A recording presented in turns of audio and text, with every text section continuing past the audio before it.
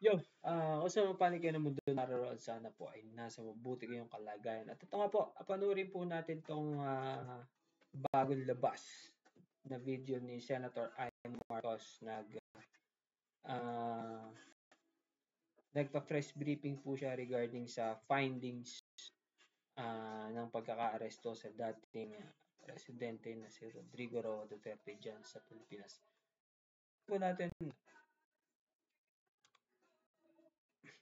kung hihingi ng tulong ang ICC.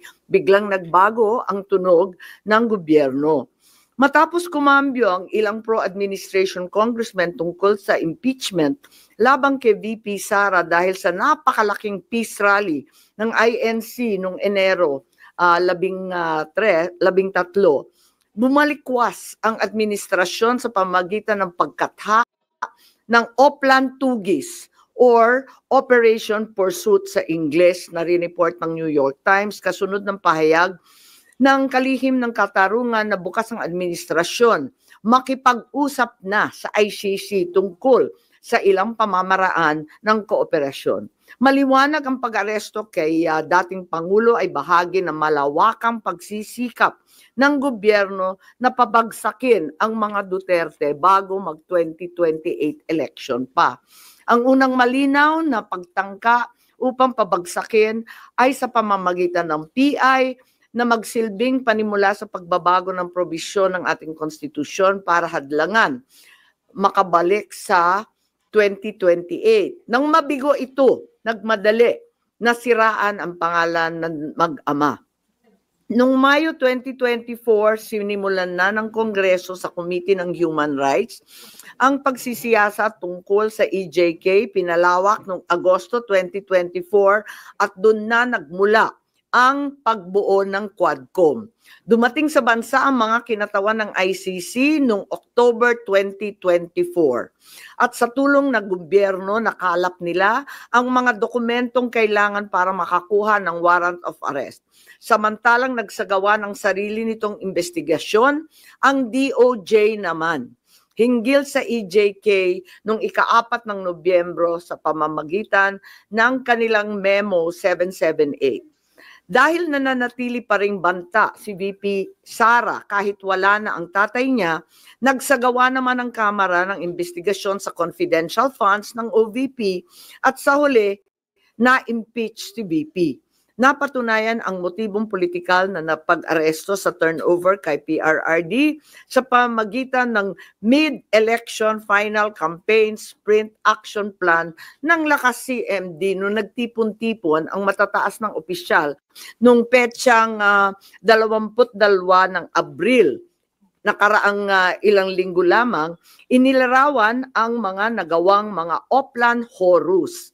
Isang operasyon na inilunsad noong Abril 2024 na naglalayong pabagsakin ang dalawang Duterte.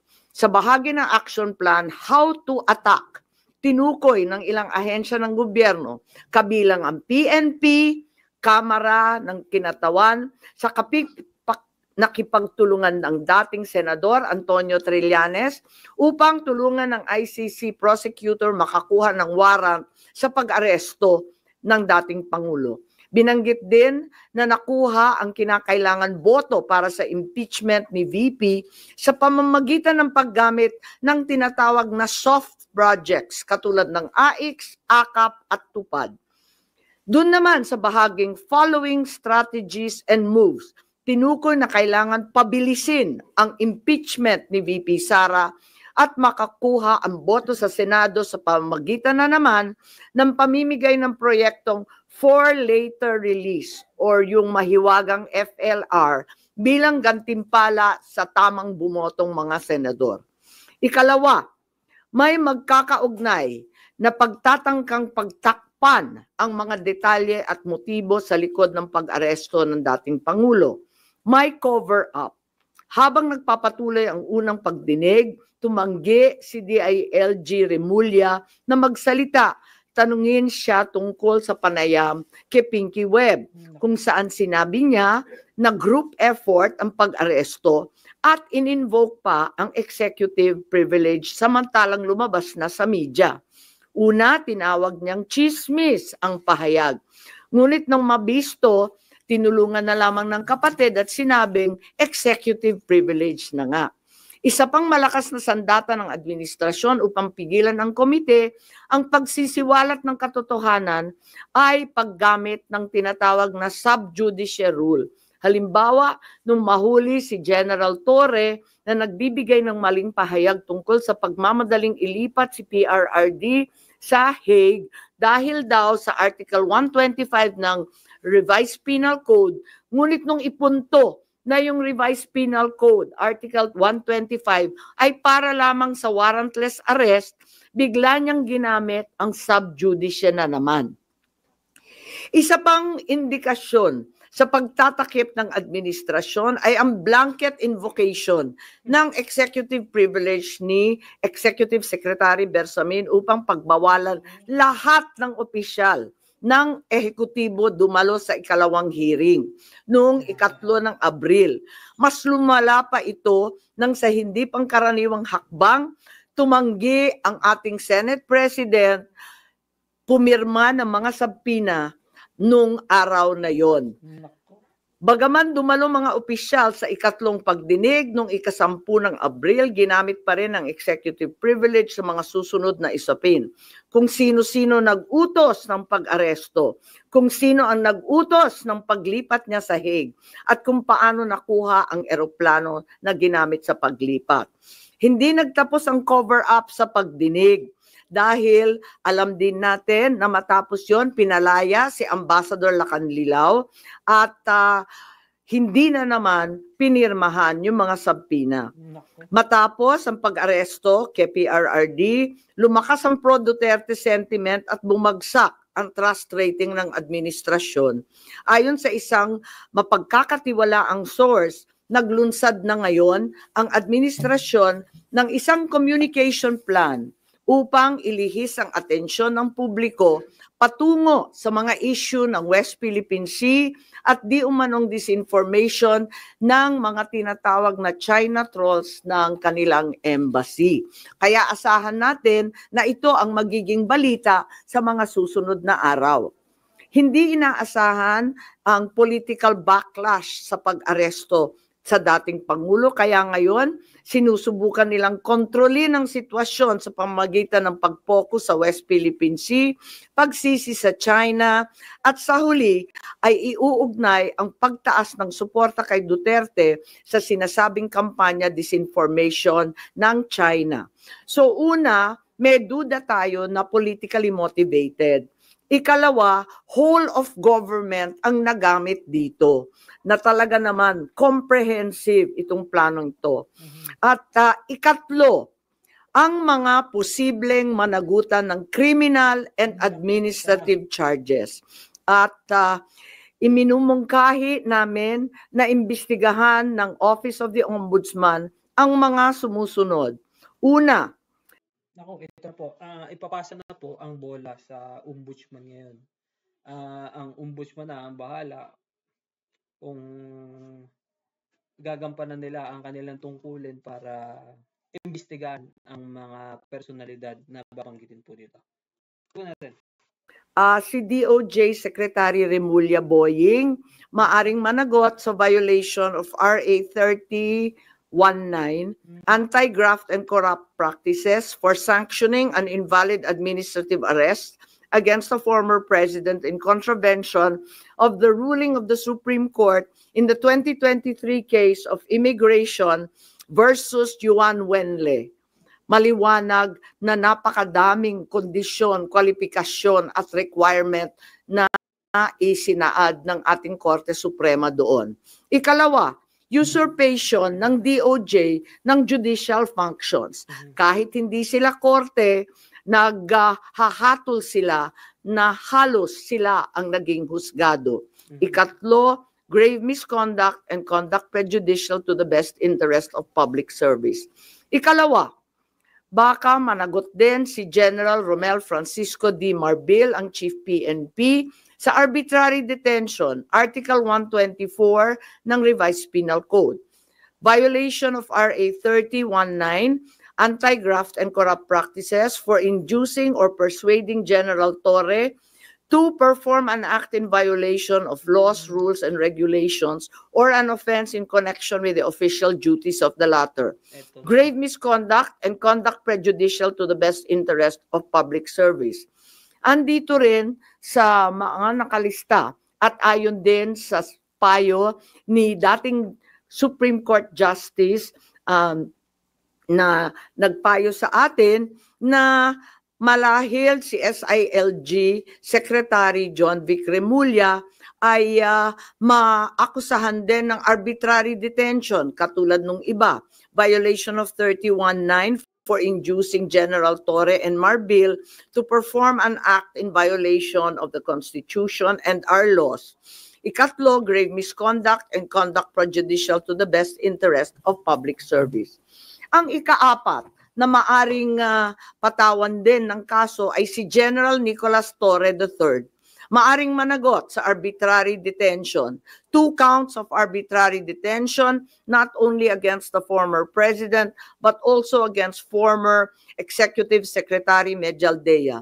Ikalawa, violation of RA 7439 for not allowing the former president to be visited by VP Sara, both his daughter and his named counsel, and for forcing the former president's lawyers to leave him.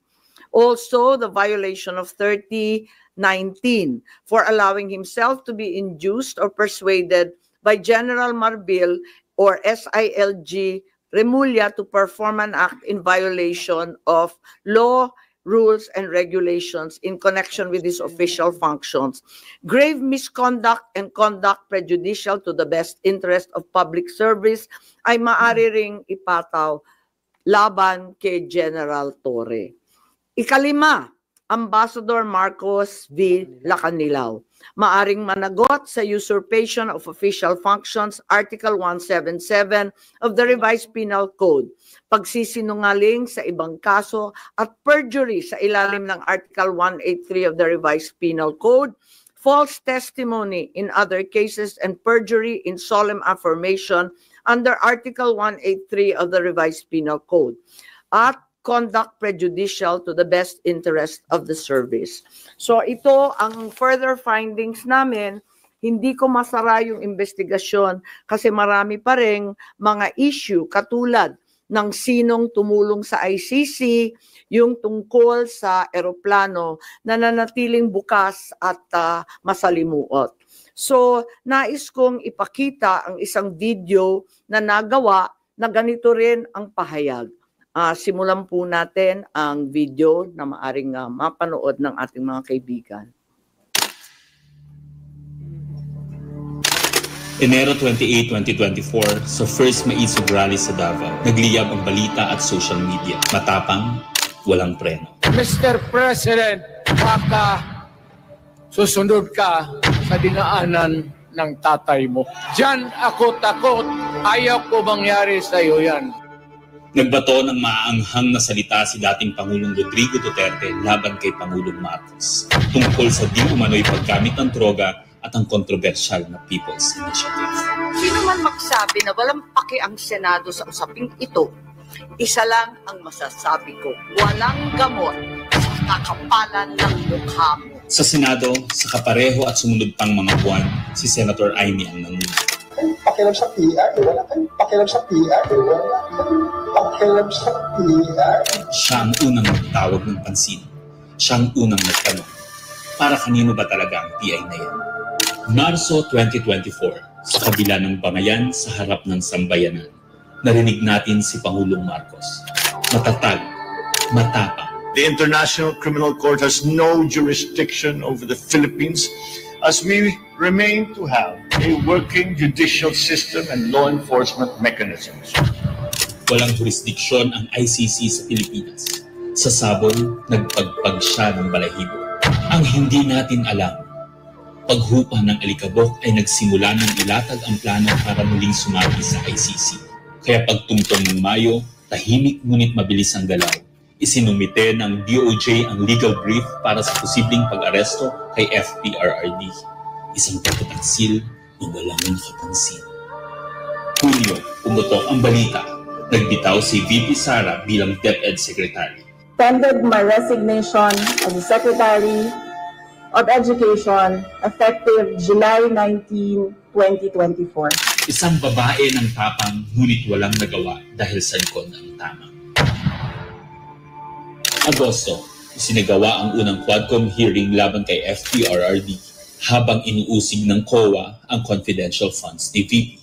Ang hindi natin alam, sa gitna ng lahat ng ito, itinalaga na ni PBBM si Marcos Lacanilaw bilang Special Envoy ng Transnational Crimes na siyang magsusuko kay FPRRD. At maluwag na rin pinapasok ng bansa ang mga tiga-ICC noong Oktubre. Walang bahid ng pagtutol, walang balak na ipagtanggol ang kapwa Pilipino. Nobyembre, nag-iba na ang ihip ng hangin. Matatag, matapa, walang bahid ng pag-aalinlangan. Narinig muli natin si Pangulong Marcos, ngunit iba na ang sinabi. If yun ang gugustuhin ni PRRD, hindi naman kami haharang doon sa mga ICC. Para tabunan ang galawan, pinaingay ang impeachment complaints laban kay VP Sara. The Office of the Secretary General will transmit the 2 impeachment complaints filed against Vice President Sara Duterte. Kahit pa nagkaroon ng INC rally noong Disyembre, naidiin pa rin ang impeachment sa Kongreso. Planado na rin ang pagpirma ng questionableng 2025 budget kahit bat-bat ng anomalya. Enero 25, 2025, sinimulan na ang Oplan Tugis o Operation Pursuit, ang lihim na operasyon para hulihin si Duterte. Pagsampa ng Pebrero, nag-apply ng arrest warrant ang ICC prosecutor. Isang tahimik na pag-uusig habang tayo'y pinaiikot ng mga rally at press release. Marso, muling nilinlang ang bayan. Humingi daw ng 60-day extension ang DOJ para sa EJK report noong Marso 6. Pero ang totoo, nakabinbin na ang arrest warrant mula sa ICC chamber Marso 7 hanggang 10. Ang hindi natin alam, Marso 11, 2025, sa kanyang pagbalik sa Pilipinas, hindi pa man bumababa ng eroplano si FPRRD, isinagawa na ang pag-aresto. Maingay ang paligid, magulo, pero ang dating Pangulo ay nanatiling kalmado. Isinakay siya papuntang The Hague 11:00 ng gabi. Kasama sa eroplano si Marcos Lacanilaw, ang nagkanulo, ang nagsuko. Pero kanino ang sisi? Sa mga utusan o sa nag-utos? Managot ang dapat managot, nakalatag na. It's a request to the Philippine government from Interpol enforce the arrest warrant. And we have commitments to them. Ayaw nila ipagpatuloy ang pag-iimbestiga. Maliwanag na ang buong administrasyon na ito mula sa pinakataas hanggang sa galamay. Nagplano. Ikaw ho ba nagplano ng lahat ng ito? Hindi naman. It was a group effort. Secretary Chudoro is there, Secretary Army Officer 2, and the President and I. Nagsakatuparan. Usap pa kami.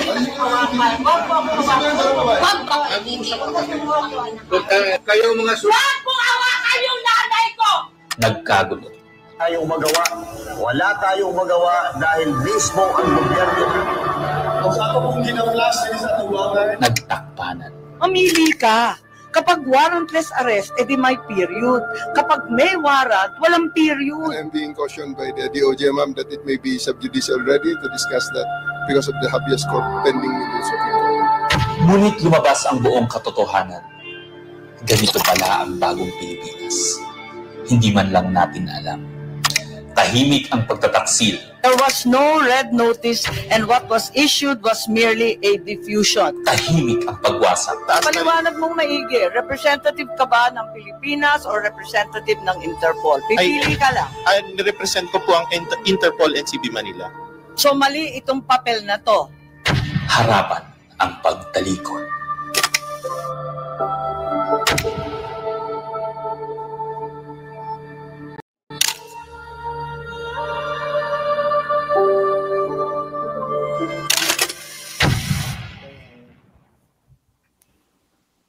Okay, so that's where we are so far.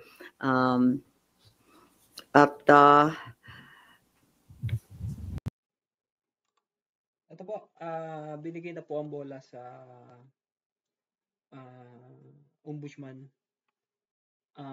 Pinakakasuhan na po itong mga nagplano sa Oplan Tugis na to. Ito po, dito na lang po muna to. Panoorin niyo po yung press conference ni Senator Amy Marcos sa any YouTube platform po na naka-deploy na po sila lahat sa mga mainstream media at sa mga iba pong vlogger natin. Okay, hanggang dito na lang po muna to at kung saan mga kayo ng mundo, panig ng mundo naroon, sana po ay nasa mabuti kayong kalagayan. Magandang gabi po. Out!